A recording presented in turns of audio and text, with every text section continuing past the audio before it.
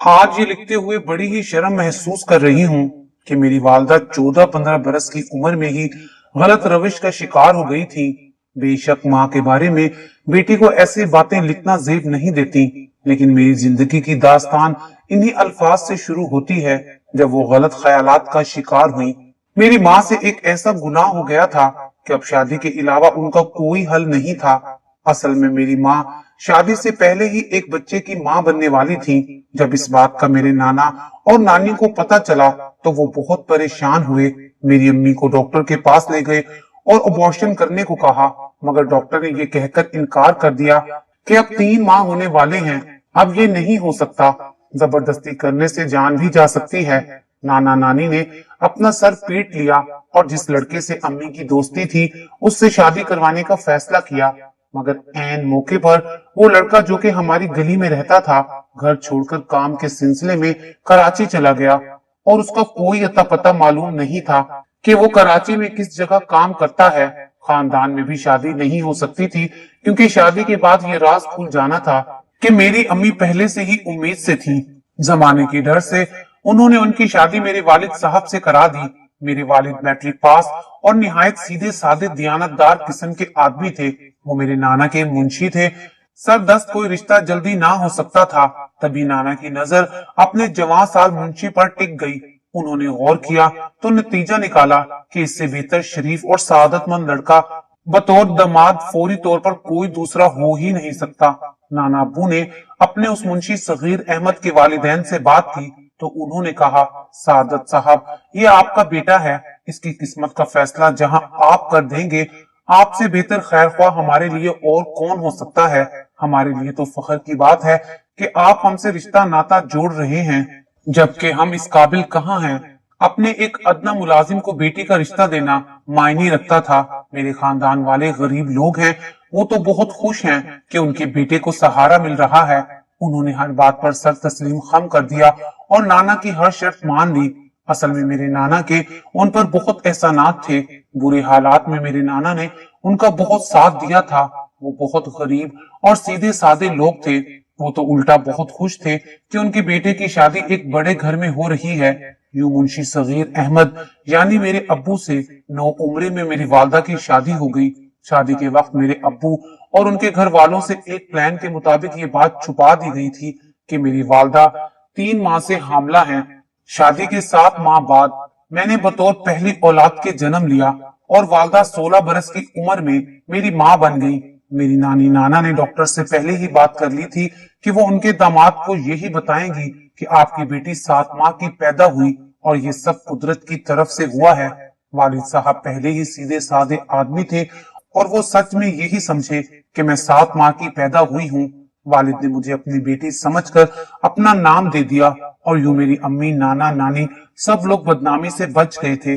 बस इसी वजह से मैं 7 माही कहलाई, जिसके बचने की उम्मीद कम थी। फिर भी नानी और खाला ने बहुत ध्यान से पाला। खाला अगरचे अम्मी से 7 बरस छोटी थी मगर बहुत बाशऊर थी। अम्मी ने तो मुझे बस जन्म दिया था, फिर हाथ ना लगाया, जबकि नानी ने पाला और खाला ने संभाला। यूं वक्त के साथ साथ मैं बड़ी होती गई। मैं बहुत कमजोर पैदा हुई थी, लेकिन नानी की देखभाल ने मुझे ना सिर्फ नई जिंदगी दी बल्कि तंदुरुस्त और तवाना भी हो गई और एक सेहतमंद खूबसूरत बच्चे की सूरत में नाना के आंगन में चलती फिरती थी। वालदा तो एक कमसिन माँ थी, वो अभी तक माँ के फराइज से नावाकिफ थी। मुझे वो कैसे संभाल पाती। उस जमाने में घर घर वीसीआर पर इंडियन फिल्में चला करती थी। हमारे नाना को भी इंडियन और इंग्लिश फिल्में देखने का बहुत शौक था। इसी शौक का खमियाजा उनको कमसिन और तावान बेटी की नादानियों की सूरत में भुगतना पड़ा था और मुंशी को घर में दामाद बनाना पड़ा था। अम्मी जान बाद में भी ना सुधरी और अपनी मनमानियों के बाइस गोनागो मसाइल का शिकार होती रही। इन मसाइल की वजह से उनके बुजुर्ग उम्र भर परेशान रहे और उनको संभालते और समझाते ही रहे। मगर वालदा साहिबा ना जाने किस मट्टी की बनी थी कि उन पर बुजुर्गों की बातों का कुछ असर नहीं होता था। बड़ों की डांट डपट और नसीहत ने उनको मजीद बागी बना दिया था। जब मैं बाशऊर हो गई तो उनके बारे में राय दी कि वो आजाद ख्याली नहीं बल्कि कुछ अजीब नफ्सियात की मालिक थी। शायद ये छोटी उम्र में रोमानी फिल्में देख देख कर गलत सोचों का शिकार हो जाने का नतीजा था कि शादीशुदा हो जाने के बावजूद गैर मर्दों से दोस्ती कर लेती थी और इसी वजह से गो न गो मसाइल पैदा होते थे। शुरू में तो अब्बू नाना के घर में दबे दबे से रहते थे। अम्मी की इन हरकतों पर गुस्सा तो करते मगर नाना की वजह से उन्हें कुछ ना कहते। लेकिन नाना जी के इंतकाल के बाद उन्होंने महसूस करना शुरू कर दिया कि अब उनको यहाँ नहीं रहना चाहिए। जो शफकत अपने दामाद से नाना को थी वो मामूओं को नहीं थी, बल्कि वो तो अब्बू को अपने कारोबार के लिए खतरा समझते थे। जब बड़े मामू का सलूक मेरे वालिद से नौकरों का सा हो गया तो अब्बू ने अलग घर लेकर रहने का फैसला किया। नानी भी बेटों से डरती थी। उन्होंने अब्बू से कहा, बेटा जैसे तुम्हारी मर्जी, किसी और जगह मुलाजमत ढूंढ ली है तो बेशक अपनी बीवी बच्चों को ले जाओ, मुझे कोई एतराज नहीं, अपने बच्चों की बशर्त ये कि किफालत कर सको। वालिद साहब ने कहा कि खाला जान मैं मेहनत मजदूरी कर लूंगा, अपने बच्चों को रिज़्क़े हलाल खिलाऊंगा और उनको खुश रखने की हर मुमकिन कोशिश करूंगा, बस आपकी इजाजत दरकार है। यूं अब्बू अपने कुंबे को लेकर अलहदा घर में रहने लगे। मकान मुतवस्सित दर्जे की आबादी में था, कम कराया था, मगर यहाँ उन्होंने आजादी का सांस लिया। जल्दी अल्लाह ने मदद की और माकूल तनख्वाह पर एक सेठ साहब के मुंशी हो गए। गुजर बसर अच्छी होने लगी। अब्बू तो सुबह के निकलते और शाम को लौटते। वालदा ने उनसे कहकर अपनी छोटी बहन शहाना को अपने साथ रख लिया कि मैं अकेली घर और बच्चों की देखभाल नहीं कर सकती। इस दौरान मेरी एक बहन और भाई भी इस दुनिया में आ गए थे। भाई अभी सिर्फ 6 माह का था। खाला मेरे नन्हे मुन्ने भाई जवाद से बहुत प्यार करती थी। खुशी खुशी अम्मी के साथ रहने को आ गई थी। नए घर में आए कुछ ही दिन गुजरे थे कि अम्मी घर से गैर हाजिर रहने लगी और हम तीनों बच्चों को खाला के सपुर्द कर जाती, जो सारा दिन हमसे खेलती और खाना भी पकाकर खिलाती थी। वो छोटी बहन होने के नाते सारे काम अपना फर्ज समझकर करती थी। एक रोज अब्बू को मोहल्ले के एक शख्स ने इशारा किया और कहा कि मियाँ तुम तो दिन भर बच्चों का पेट भरने को मेहनत मुशक्कत के लिए निकलते हो, मगर तुम्हारी बीवी सुबह सवेरे तुम्हारे जाने के बाद कहाँ जाती है और शाम को तुम्हारे आने से कब लौट कर आ जाती है? क्या वो भी कहीं नौकरी करने जाती है? वालिद साहब उस आदमी की बात सुनकर हैरान हो गए। कुछ समझ ना आया तो कह दिया, हाँ नौकरी पर जाती है। अब वो अम्मी पर मजीद शक करने लगे। अचानक घर आ जाते, अम्मी को गैर हाजिर पाते तो मुझसे और खाला से पूछते कि रिहाना किधर गई है। हम क्या जवाब देते? वो मुझे बताकर तो नहीं जाती थी।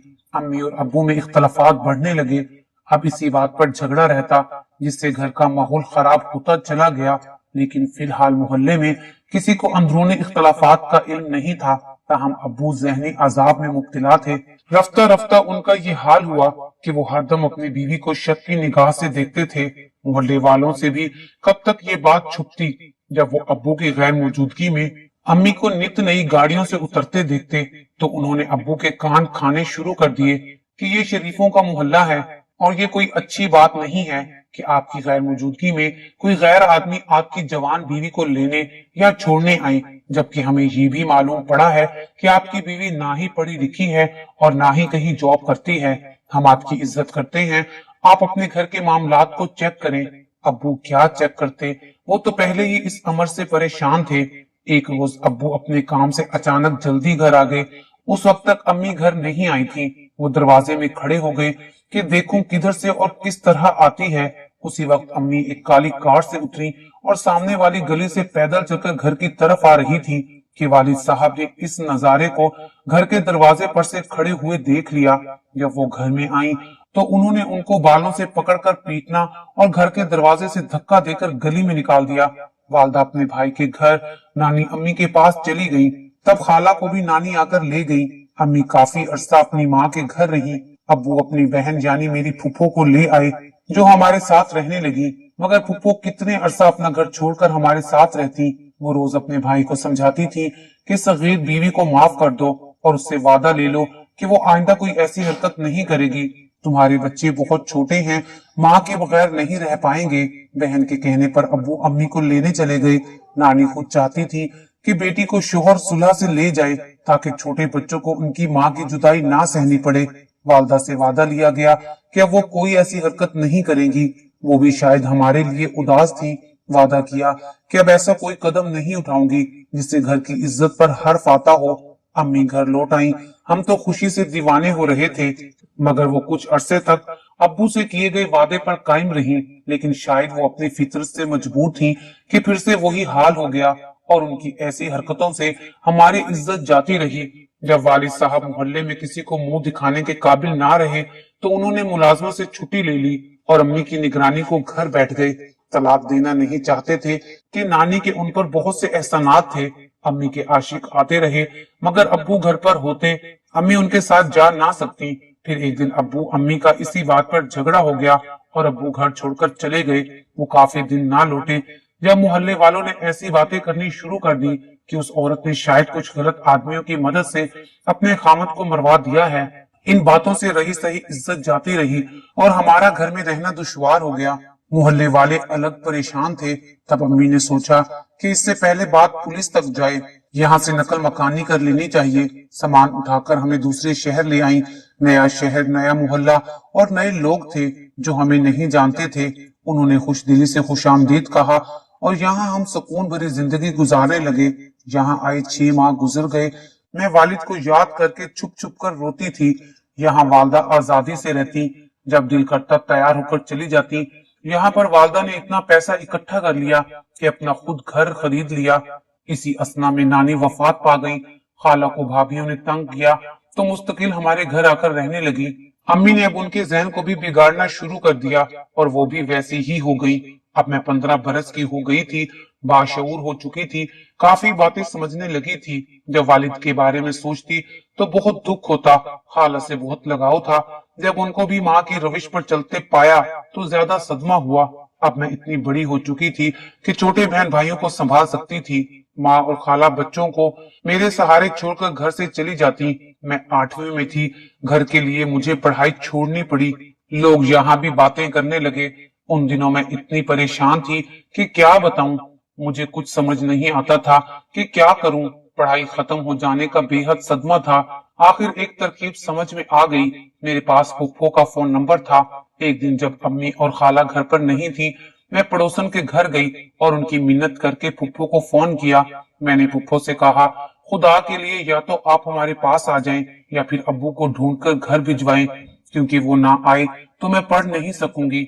फुफ्फो ने तसल्ली दी कि तुम्हारे अब्बू जहां भी हैं 2-4 दिनों में तुम्हारे पास आ जाएंगे।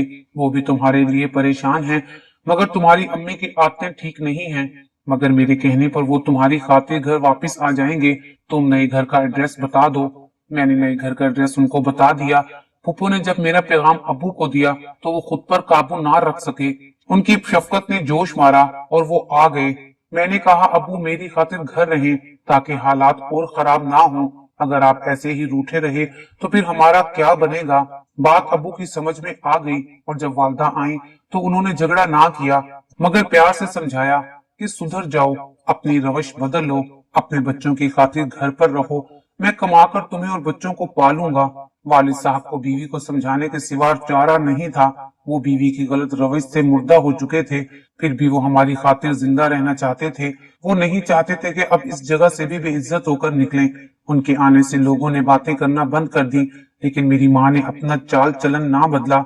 वालिद शक की आग में जल जलकर भस्म हो रहे थे, मगर बच्चों की खातिर चुप रहे। मेरे प्यारे अब्बू के आने से मैं फिर से स्कूल जाने लगी, क्योंकि अब अम्मी और खाला आसानी से सारा दिन घर से बाहर नहीं रह सकती थी। उनकी जो भी सरगर्मियां थी वो मानित पड़ गई थी। कहते हैं चोर चोरी से तो जा सकता है, लेकिन हेरा फेरी से नहीं जा सकता। एक दिन तो हद हो गई। अम्मी ने घर से कदम निकाला और अब्बू आ गए। वो उनको दहलीज पर से ही धकेल कर घर के अंदर ले आए। पूछा किधर जा रही थी। अम्मी ने बयान किया, बच्चों के कपड़े धोने थे, साबुन नहीं था, सामने स्टोर तक जा रही थी। घबराहट में उनसे माकूल बहाना ना बन सका। दरअसल एक रोज पहले अब्बू साबुन लाए थे। उन्होंने कहा, कल तुमने साबुन मंगवाया और आज खत्म हो गया। वो कैसे हुआ जब तुमने कपड़े भी नहीं धोए।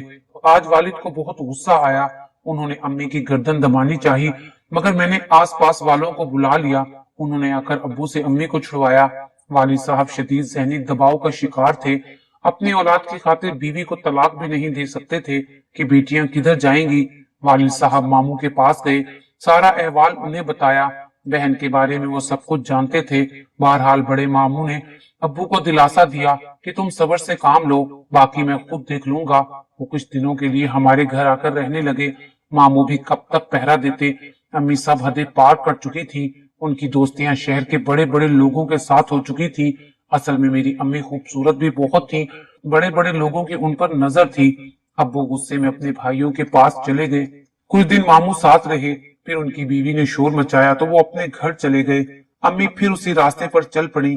मैं मजबूर थी, मगर दिल में ठान ली थी कि किसी तरह भी तालीम मुकम्मल कर लूं तो फिर इज्जत वाली नौकरी करके बहन भाइयों को खुद संभाल लूंगी और अम्मी से अलहदा होकर अब्बू के पास चली जाऊंगी।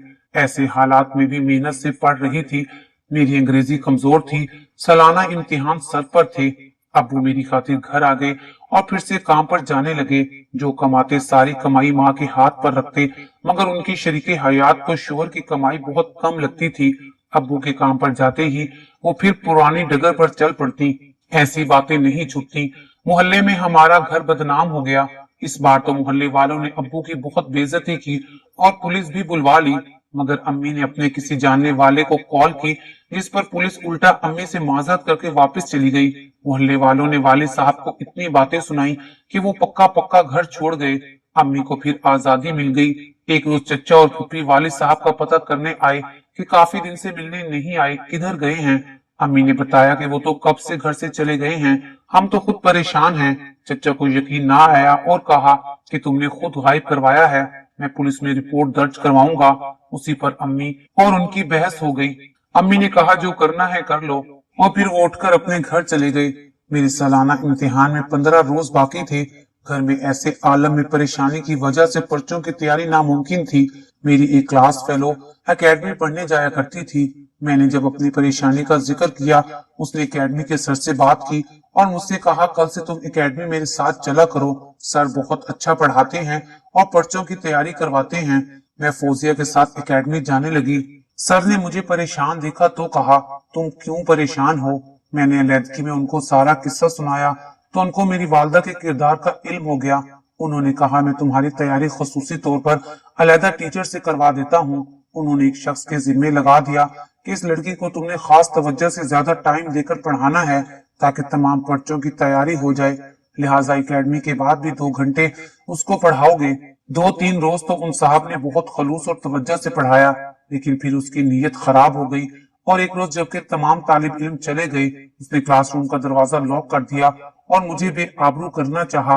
मगर मैंने फरासत से काम लिया और कहा सर मैं अपनी माँ जैसी नहीं हूँ, मैं एक अच्छे ख्यालात की पाकीज़ा लड़की हूँ। खुदारा मुझ पर दस्त दराजी करके मेरी इज्जत को खाक में ना मिलाना।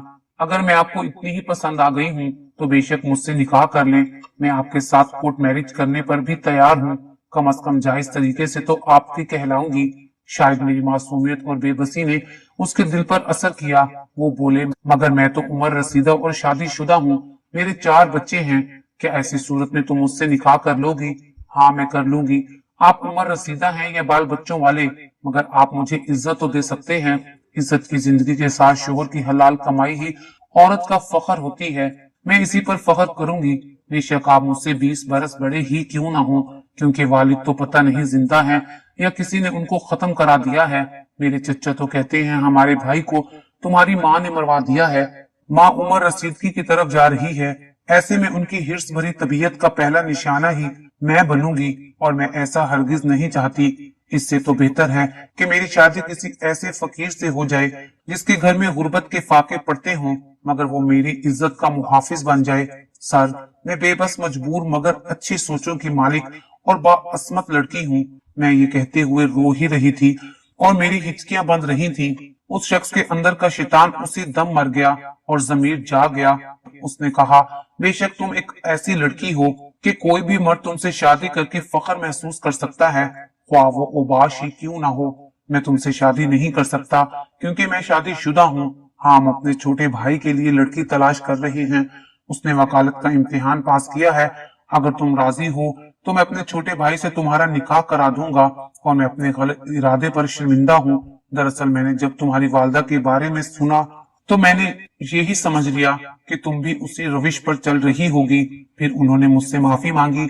मैंने उनके छोटे भाई से निकाह पर रजामंदी दी तो उन्होंने भी शर्त रखी कि तुम कभी इस वाक्य का तस्करा मेरे भाई से मत करना। मैंने वादा किया। जाहिर है कि ऐसी गलती करके मैं अपना दामन अंगारों से क्यों कर भरती। सर ने मेरी शादी अपने छोटे भाई से करवा दी। माँ तो क्या मामू भी शरीक ना हुए, मगर मैंने किसी की परवाह ना की। इज्जत भरी जिंदगी की आरजू में सब रिश्तों को ठुकरा कर चली आई। मेरे शोहर का नाम जफर है, जिन्होंने मुझे इज्जत और जिंदगी में सब सुख दिया है। कभी मेरी माँ का ताना नहीं दिया, इसलिए मैंने भी पीछे मुड़कर नहीं देखा। फुप्पो ने मेरी छोटी बहन को माँ से ले लिया, क्योंकि वालिद साहब का कोई सुराग ना मिला। छोटा भाई माँ के साथ रहा, मगर जब बाशऊर हुआ और खुद ब खुद मेरे पास आ गया, जिसको मेरे खावत ने पढ़ाया लिखाया और फिर अपने साथ वकालत में लगा लिया। आज उसकी जिंदगी सुधर गई है और छोटी बहन की शादी फुप्पो ने अपने बेटे से करा दी है। वो भी अपने घर में खुश है, मगर माँ अब अकेली है, जिसका बुढ़ापा ख्वार है। उनके लिए हर नमाज के बाद अपने रब से रहमत की दुआ किया करती हूँ, इसके सिवा और क्या कर सकती हूँ। वालिद के लिए भी बहुत दुआएं करती हूँ, वो बहुत याद आते हैं। उनके बहन भाइयों ने उनका मामला अल्लाह ताला पर छोड़ दिया है। सोचती हूँ कि मैं उनकी बेटी नहीं थी, मगर उन्होंने मुझे अपना नाम दिया, मुझे प्यार दिया। सच कहूँ तो मैं अपने वालिद से बहुत प्यार करती हूँ, शायद माँ से भी ज्यादा। मगर लगता है वो अब इस दुनिया में नहीं रहे, वरना कभी तो हमसे मिलने आते। आखिर मैं आपसे इतना ही कहूंगी कि आप मेरे माँ बाप के लिए दुआ करें। मेरी माँ को अल्लाह ताला तौबा करने की तौफीक अता करे, और मेरे वालिद अगर जिंदा हैं तो हमारे पास आ जाएं, और अगर अल्लाह ताला के पास जा चुके हैं तो अल्लाह ताला उनकी मगफिरत फरमाए।